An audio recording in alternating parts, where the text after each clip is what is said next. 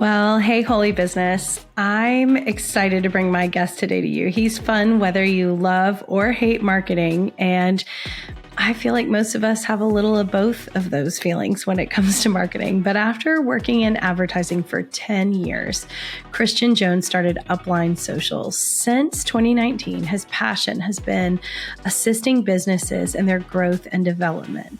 He has a loving wife, Chelsea, 3 girls, the newest of which is not quite 1 month old.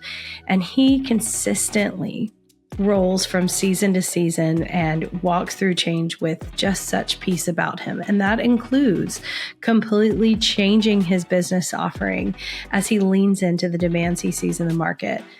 So I'm excited to bring this interview to you because if you aren't sure how to take a deep breath and look around your marketplace and figure out where you need to change, he seems to instinctively do that and do that with just an adept level of skill. So without further ado, my interview with Christian Jones. Christian Jones, it is so great to have you on today. Candice, It's great to be on. Great. How amazing is it to both get to work on the podcast and be a guest today? It's exclusively the greatest thing that has ever happened to me, without question. You know, other than your 3rd newborn daughter. I just did have a child 2 weeks ago, so this is high honors. Congratulations. We timed it this way just to make sure that the interview was potentially very entertaining. Yes. And you would be at the height of stress and sleeplessness. I have slept so great, and that is a whole heap of sarcasm there. Yes. But no, it's been good. It's been a blast because she's our 3rd girl. So I am in a house of girls, house of women. So yes. It's going to be expensive. Yes. But fun. Well, yeah, you're making sure it is though. You're no better. Yeah. You just built like a castle in your backyard for your daughters. A little playhouse. Yeah. I'm making a little video of like the making of it. So that's what I was doing last night, was going out there with like big camera, some lights and stuff to get the ending. So Chelsea, my wife, was telling me, she's like, you're probably going a little bit too heavy on this. I was like, well, I got to make sure everyone knows that I spent a lot of time on this. I got to get my bandwidth out of this project. I've got to get my hype. I feel like you're going to pull up this video when they're like 15 and mad at you. Yeah. And be like, remember the cool thing that I did for you? Remember the sacrifice. You're welcome. It's coming. No, but seriously, I've been super excited to have you on because your business has kind of had this major transition and in the last couple of years. And I've watched that. And we haven't ever really gotten to talk about your backstory, where you got started to where you are now. But I think there's a lot in it for other people to hear and be encouraged by. So where did you start out career-wise? Career-wise? Well, so I did the whole art school thing. Whole art. Yeah. Why do people always say art school is the art school thing? It's never just my parents were a little, or at least my dad was a little bit hesitant whenever I was saying I wanted to go to art school. But it was expensive. It was a lot of money, and I went there, did the whole student loan thing. Sweet. And then after that, I was fortunate to get a job at a little marketing agency here in Charleston. Yeah. And I worked there for, 7 years. And it was a really great learning experience because I got to see every aspect of marketing down the line, from, your traditional, vinyl on the window of a client's door to your like voicemail marketing and all the technical stuff of digital marketing. But it was a great experience. But the whole school thing, the whole school loan thing was a bit of a struggle because, I'll throw out the number. I was $155,000 in student loan debt from an art school.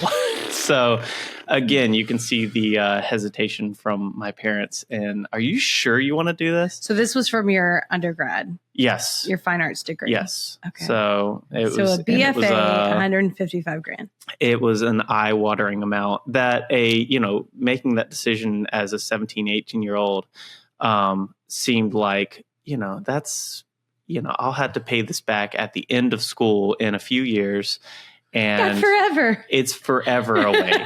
And I'm going to get this great, amazing job. And I did get a great and amazing job, but it was a salary that was, it was good, but it wasn't second mortgage good. So for those 7 years, I was scraping by for a while.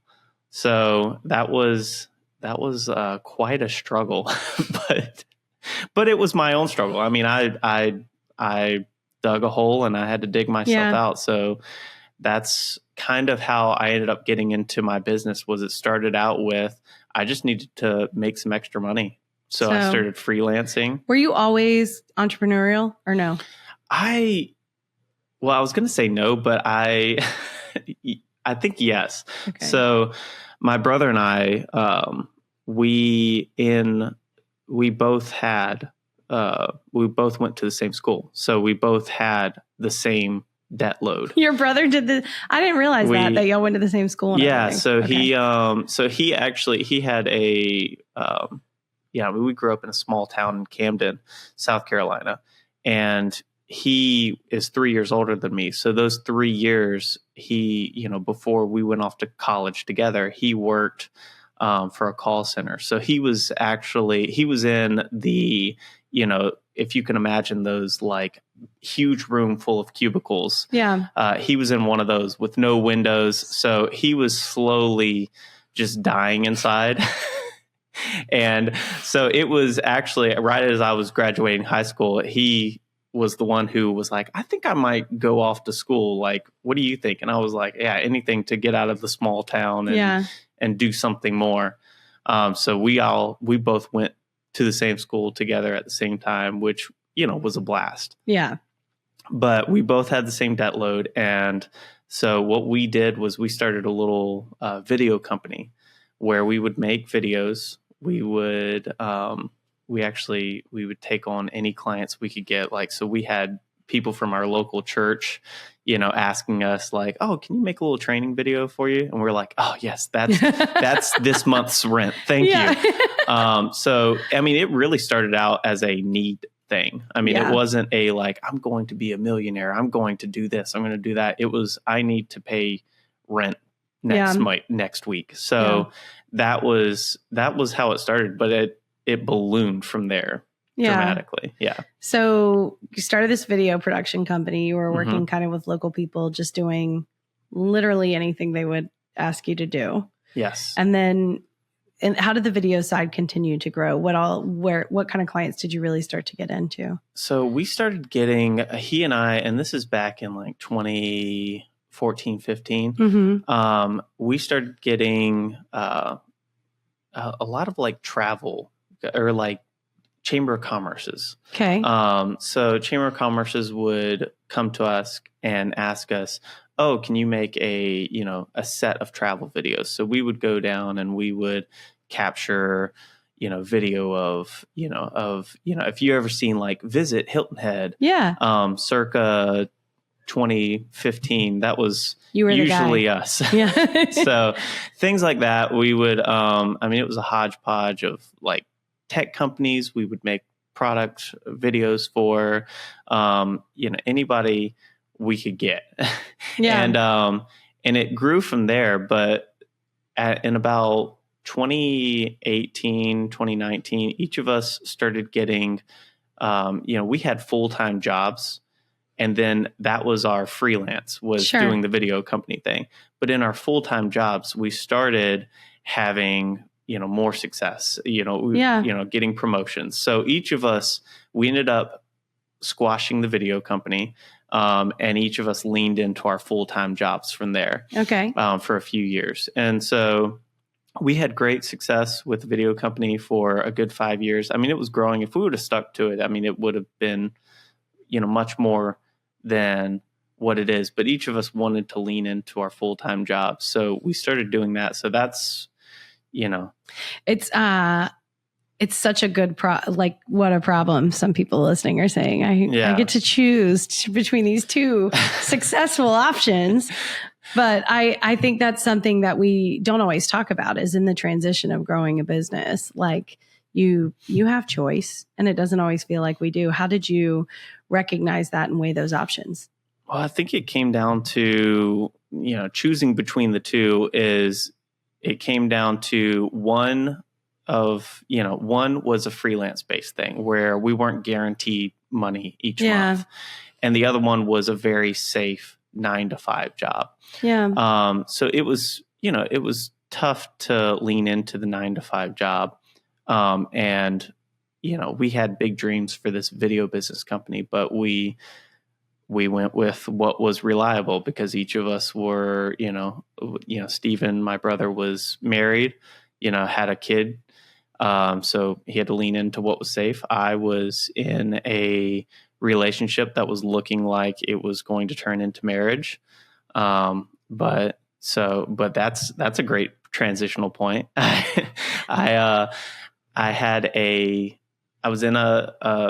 So that's kind of where what got me to today, or was the kickoff point, was I was in, that 9-to-5 job for about 5 years. Okay. And a few things happened in that point after I'd chosen the 9-to-5 job. Okay. One, I was in a years-long relationship that failed miserably. And, like anyone who goes through a big tragic moment in their life, you have a moment where you're like, am I happy with where I'm at? And I kind of looked around and I'm still at this point, $100,000+ in debt. It's been 7 years since I graduated college. I am working a job that's good, but it's just barely paying the bills. I am, I had stepped away from my walk with God, and it was, from the outside looking in, it was a good life, but it wasn't a great life. It was just, I always use the analogy of like, I felt like I was just kind of puttering along, and I felt like I would get to the end of, if I stayed on that road and I got to the end of my life, I would have regrets. Wow. So I think I don't know, you go ahead. Well, I was just going to say, if things were comfortable and safe and this tragic thing happens, one of those pivotal moments in our lives, how do you take a step back and move forward in a healthy way? Well, that's the thing. Because that's a dangerous point, right? Yeah. So the thing was, I didn't move forward in a healthy way. So in about, it was probably 2017 was when this pivotal tough moment happened, and stepped away from my walk with God. I started drinking a lot. I was just getting by. A lot of things to numb. What I felt like was just not a good time. I just wasn't having a good time. I mean, it was a comfortable life. I was just paying the bills, it was fine. Everything was good from the outside, but inwardly I was collapsing. Yeah. So as far as, from that moment, I remember there was, I was just kind of puttering through like that 2017-ish. I was at Freedom Church, and Cody Burbidge gave a message about faith. And I remember I had this moment because I've been in church my whole life. My parents are pastors. Raised in church. Yeah. But I had never had an all-in moment. So I had this, after listening to that message, I had this moment of just like, why not? Like, let me actually give this a try. I go to church every Sunday, but let me give this a real try. And practically what I mean is like, let me start tithing. Let me start doing the fundamentals of reading my Bible every day, taking time to pray. Let me start doing those things and just see, like I gave myself a practical 6 months. Let's do this consistently and just see what happens. And it was a game changer. Like, suddenly, I, not overnight, but time took its toll and I started feeling better, started feeling healthy again. I, stopped drinking. I started just focusing more on myself. So how that kind of affected me business wise was I had this moment where I was, before all that stuff had happened, I was focused on, my big goals in life are I'm going to get married and have a comfortable life. And now I had this big moment of I am alone. I am, I'm in debt. I want to dig myself out of this hole that I created. I was like, I don't want any debt relief. I want to do this myself. So I started taking on more freelance. And my background is in video. So I dove into,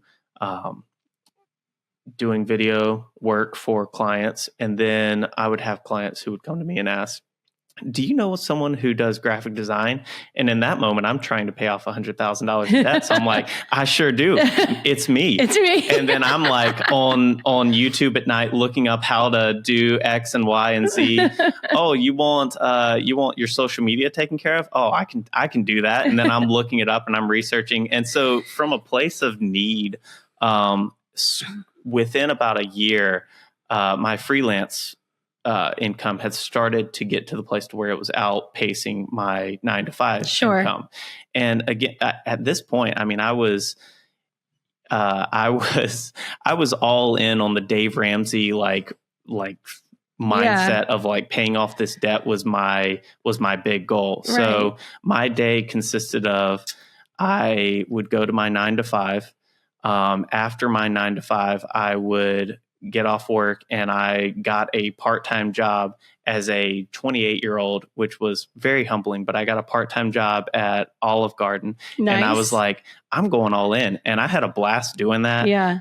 For a little less than a year. Did you keep up with the breadsticks? I did. Okay. Everyone got their breadsticks. Everyone got their breadsticks. It was nonstop breadsticks. But I would work that until 11 o'clock when they closed. And then I would go home and work on my freelance work until about 3 or 4 a.m. I would wake up, go to my 9-to-5, and it was that on repeat for about a year. And then it got to the place to where I had to quit the Olive Garden thing.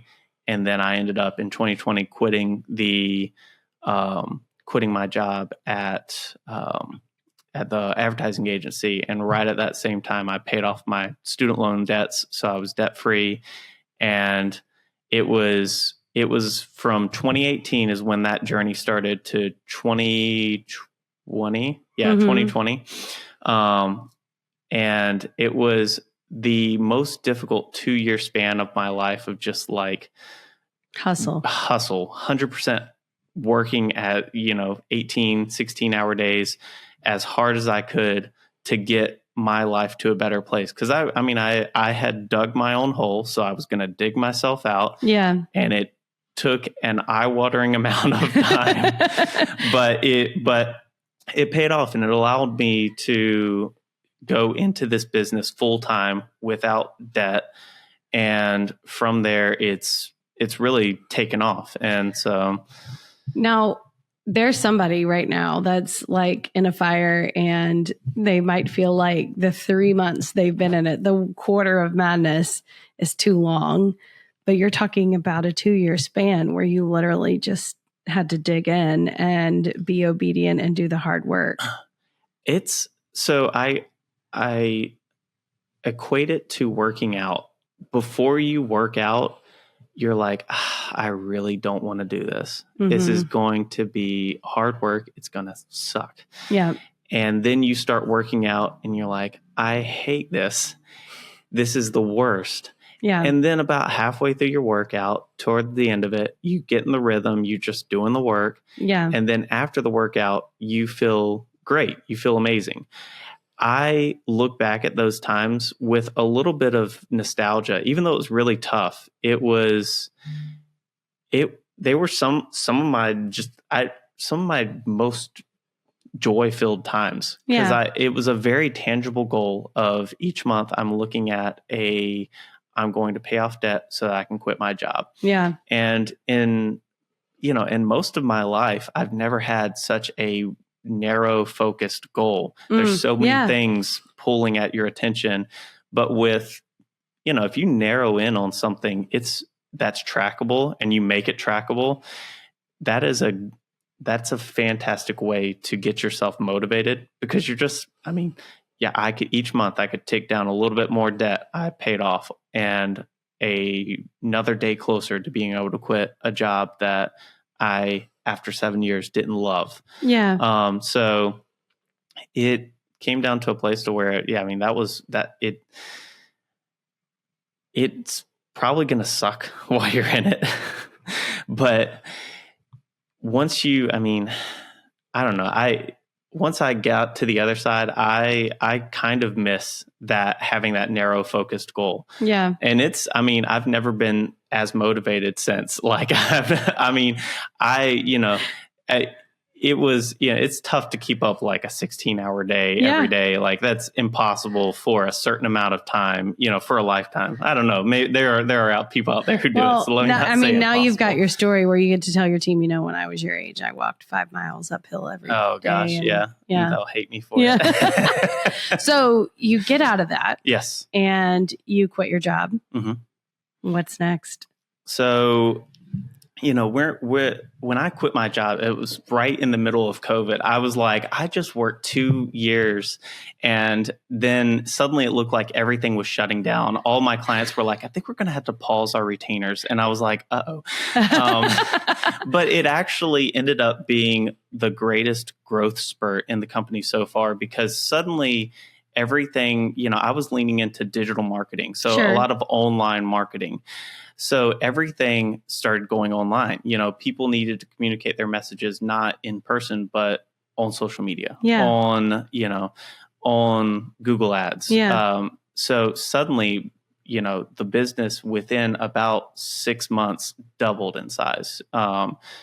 Revenue doubled. I didn't have debt to hold me down. So then my next big challenge was I hit my bandwidth level of like what I could do, just before like passing out at the end of the day. Like, I couldn't keep up with it all. So one of the hardest decisions was to start bringing on people part-time. And because that was terrifying. I had worked my butt off to build things up to this level, and then I was going to let someone else help with work. It was, passing on my baby to let someone else care for it. Was the struggle more financial or more with handing off the work for you? I think it was delegating it and doing it in a way like I had led teams at my advertising job, but I had not managed people to this extent. I had not had to really step into a leadership point up to this point. And now when I was doing it, it wasn't it wasn't like I was becoming a manager at another job, where it's, on someone else's dime if I mess up. This is on me. This is if legit I messed you up, and all you. Yeah. It's on me. So, I took it really seriously. I started looking into, trying to look up everything on the internet on how I could become a good leader. And I am still doing that. So but I started bringing on people part-time to help out with little things here and there. Were they largely contract? Like, is that how you like to grow your team? So for it's a hot thing right now. It's kind of, how do I structure my staff? And so my thought on that is, bringing on people contract is, honestly, I personally have felt that way and still feel that way for the most part, is that bringing people in contract is a great incentive driver. Because, say I bring someone on project based. Yeah. It's if my revenue, if I lose 3 clients, I'm not having, usually these contractors are part-time. They've got other work. Right. So if I need to back work off of them, it's not that I have to fire them or let them go or have layoffs. We can scale the business up and down. I can scale my expenses up and down easily that way. And I don't have to pay, benefits. Yeah. And, and also as far as incentive goes, if someone wants to take on more projects, they're going to work hard to get the projects on their plate right now for me. Sure. They're going to work to get those done quick so that they can take on new projects. And they're going to work to make sure those projects aren't done just quickly, but they're done very well so that I will continue to give them more projects. Well, and so a client prefers them too, I'm sure. Yeah, exactly. Yeah. And so that's how I worked from about 2020 to, even 2024. We still have, I've got contractors that I've had for 4 years, who have become, now they're like a family member at this point. Yeah.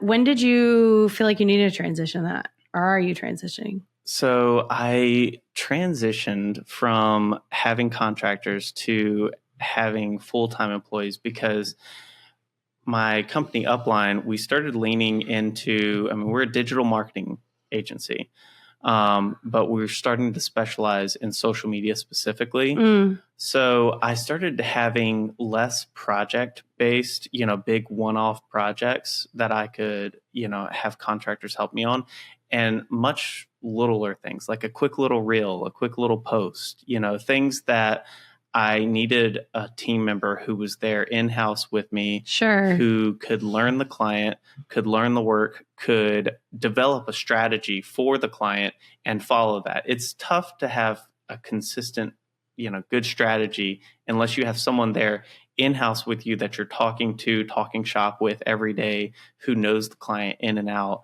So I started hiring full-timers. In 2023, June, I brought on my first person, the wonderful Jody, who is... It's a risk. We both know Jody, so we can speak to this and laugh about him. He produces this podcast, and we like him. Okay. Yes, he's the best. So I brought him on in an account manager fashion. And now, honestly, he's a man of many hats. He does it all. But primarily, he's there to help keep communication going because, goodness, it was easier to do the work when we had 5 clients on retainer and it was just me and I could communicate with these people. But, we start getting to 15 clients and suddenly I want to keep the same level of quality in my communication as I do with my work. So I brought someone on who can just handle communication. Nice. And that's what Jody does. He does a great job with it and many other things. And then just within this past month, I brought on Ashley, who does a fantastic job with running our social media accounts for all of our clients. Yeah. So she has been wonderful. It's good to get, again, it kind of is, in the early stages of this business, it was easy to focus in a high level with high quality on everything whenever it's smaller. As it's gotten bigger, I want to keep that same quality because I've gotten compliments on that, the attention to detail, the communication, I've gotten compliments on that all throughout this business. But as things get bigger, I want to maintain that. So I'm going to bring on people as we go in full-time roles so that Ashley can focus 100% on our clients' social media accounts. Yeah. Jody can focus 100% on talking to clients, just communicating that, hey, here's where this project is. Oh, you need this thing? Well, let me ask you a few questions about that so that we know that we're hitting exactly what you want for your goals. So that's how I've sort of transitioned. There are still things that contractors, we have contractors, help us with, and they do a great job. But when it comes down to strategy and highly particular things that you just need to know the client and learn the client and be focused 100% on the client's needs and their strategy, that's where it's great to have an in-house person. So transitioning from contractors to full-time staff is more than just a change in their tax filing, right? There's a change in leadership and culture too. Yeah. How did you find, do you feel like you were prepared for that? Or what were some hiccups you found along the way that you're working through as a leader? I mean, I feel like that's my big focus right now. Like it's, again, it's like I mentioned earlier, it's easy to run a business when you're 100% focused on one goal of like this money is being used to pay off your student loan debts. Yeah. Now it's, I need to focus on keeping quality, keeping this, keeping that, leadership.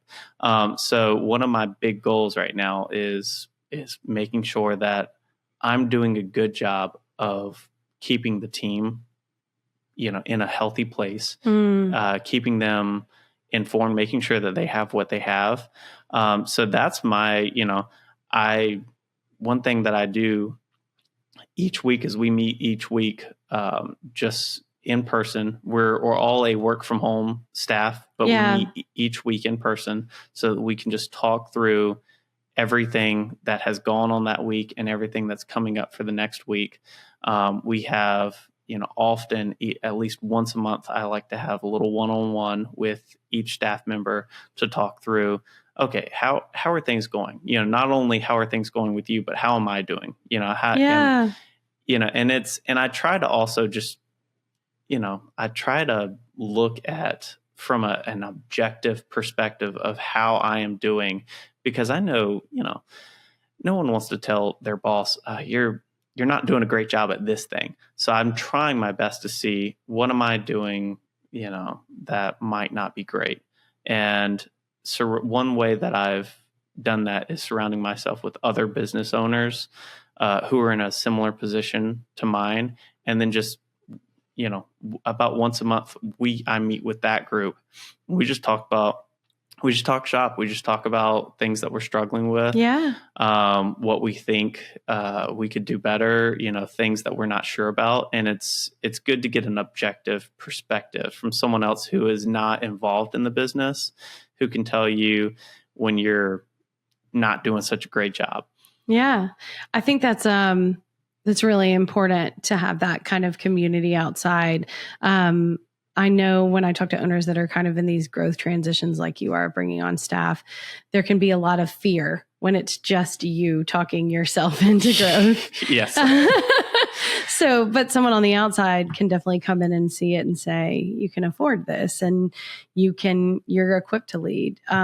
What has been the hardest thing you've worked through with your community of owners? I mean, like you said, the fear aspect, because the fear aspect used to be, I got married to Chelsea and before a few years or a couple years ago. And so before that, the fear aspect was, am I going to mess this up and not be able to pay my bills? Now, the fear aspect is, am I going to mess up and not be able to take care of my family? And not only my family, but the staff members on my team, their income is reliant upon the success of this business. And if I mess that up, they lose their income and they have to figure that out. And so that's a lot of pressure, but that's something that I just talking with the group of business owners around me. You have to not live in that constantly. Yeah. It's good to have that pressure. Stress is good. It is it keeps you aware. Anxiety is good. It keeps you focused on, things that could go wrong. It keeps you forward thinking. Provided anxiety, you harness it. Anxiety in a healthy level. Yes. As long as you manage it in a healthy way, it's good to have a little bit of pressure on you. Yeah. Because it keeps you focused. It keeps you waking up in the morning. There's no alarm clock goes off and you're like, I'm going to sleep in today. No, if I don't get up and make sure that this is a really good day if I don't perform on my end, then how can my team perform? How can how can we do great work for clients, and how can we all keep our jobs? Yeah. Would you say your team is diverse from you, or do they leverage you in different ways, or are you all very much similar? I'm just interested when people start hiring about where they go. It's good that you bring that up, because that is such a crazy thing. I have run this company from my perspective for years now. Yeah. And suddenly I'm bringing in other people who, a contractor is not going to give their 2 cents on your business. Yeah. I mean, they might, but it's not, they're not in it like you are. Right. But you bring on a staff member and suddenly we're having meetings and, staff are telling me, oh, I think that we should do this. And I'm like, oh, that's a really good point. I didn't even think about that. Yeah. Or even just balancing,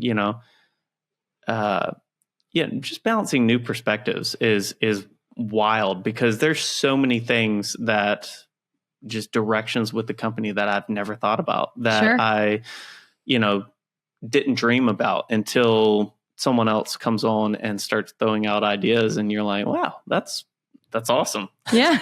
Yeah. So it's been, and there's so many different, and even on the, I'll say the negative side, like, staff members, the Ashley and Jody are great about telling me, when I'm wrong, which is what I want. Yeah. So it's funny whenever I'm going down, headstrong down a path where I'm like, this is the greatest idea ever.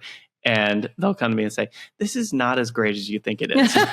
And so, and then I'll look at it at an objective way, and sometimes their points are valid. Yeah. Sometimes I say, no, I really do think it is the right way. We are going to roll with this. Yeah. But there's a lot of times it's good to get some different opinions in there, because for so long it's been just my opinion. Speaking of opinions and marketing and how to engage with your team, if there's an owner or a CEO listening that has a marketing team, or they've got marketing, but it's not their strong suit, what are some things they should be engaging with their teams and asking about? What are some things they should be watching for? I think it depends on the level of your business, but I'll speak to the smaller to mid-sized business. Sure. A lot of times as an owner, you're so focused on, you're in the trenches of you're putting out fires every day. You're doing 10 different things, and things like marketing and scaling they're important. I mean, you know that it's good to have a good process in place for X or Y, but it is impossible to do that whenever you've got a client of yours or a product of yours that needs your attention right then and there. So it is tough for people to step out of the trenches and get a bird's eye view and make decisions on things like, how is an owner who is working 15-hour days going to make social media content? Right. It is possible, but you need to really invest time for it. And some people just don't have that time. So what I always tell people who, if they don't have budget for, say social media marketing, a great practical thing to do is work towards, set aside one day, even if it's a weekend day. If you can get away for one Saturday, take one day, sit down, and instead of making social media content on the fly as you go, as you have time, because there will be weeks when you don't have time. Yeah. Take aside one day every month and sit down in the morning with your coffee, come up with, 20 ideas for content, and then take that day and just make that content. Even if it's with your iPhone, set it up, lean it up against a cup on your table, and explain why your business is great. Explain why it's different. Take some pictures of your team doing things, post, whatever the ideas are, make them in that one day. And then you've got content for the rest of the month, and you don't have to worry about, for the weeks where you're busy, you've already got that content ready. Yeah. So I think it's really important to take marketing serious. Because it is important. You know, I've had clients who have come to me and said, you know, we're doing good, but we want to take it to the next level. And they've increased their sales by 20, 30%. So it's important. I mean, what could 20 or 30% more, sales, more revenue do to the business? It's serious. It's important. Well, I don't think anyone listening would want to turn down to a 20 to 30% revenue increase. We've done it before. That's true. So, I mean, that's a really practical thing to approach. And if they don't have a team, if they don't know where to start, how do they reach out to you? So you can reach out to, if you want to, reach out to my email directly, christian@uplinesocial.com. Yep. And you actually respond to your emails. I do. Wow. I actually do. Within I kind of less than 14 days. Yes. You have bills to pay and a newborn. Oh man, I'm telling you, it is amazing how many people have reached out and said like, oh, we went with y'all because you responded. Yeah. And it's like, goodness, is that all it takes? Is that all it takes these days? It's just having good communication. Hey, take the win, right? But yeah, no, I'm like, it was also because of our really good content too, right? And they're like, yes. That too. But yeah, no, it's been a great business. The way how we've kind of landed is we've had, it went from freelance to now. It went to like where we were doing everything. Yeah. And we were making content for people, videos, photos, graphics, and people were posting on their social media channels, and then it would die on the feed that day and never, get 12 likes and never do anything. So what we started doing was coming to people and saying like, hey, you're spending a lot of money to make this video, to make this photo. How about you let us take over your social media accounts? We'll come up with a strategy for you. And then when we make that content, it has a funnel to it. It's not just thrown up on a social media feed and then forgotten. It has a strategy to it. It has legs that can actually drive leads. So that's one thing we've really leaned into, is not just making the content, but making sure that there's a strategy backing the content. That's really killer. So, I think that's where we all kind of die, is like getting it out there. Okay, I did it.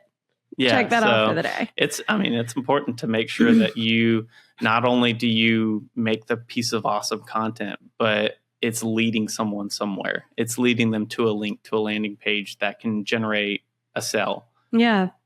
So take the next step. Take the marketing all the way through. Well, thank you so much for coming on. And I if you want to connect with Christian, I've lost everything. Thank you so much for coming on. And if you want to connect with Christian, his contact info is in the show notes, but also he gave it to you right here. So go back and listen if you're in the car. Make sure you park it at that spot to write it down when you stop. But it was great having you on. And it's great working with you guys. Thank you. It's great working with you. I hope the next year is amazing with that full-time and contract team of yours. It's looking great. All right. Future looks bright. All right. We'll see you next week on Holy Business.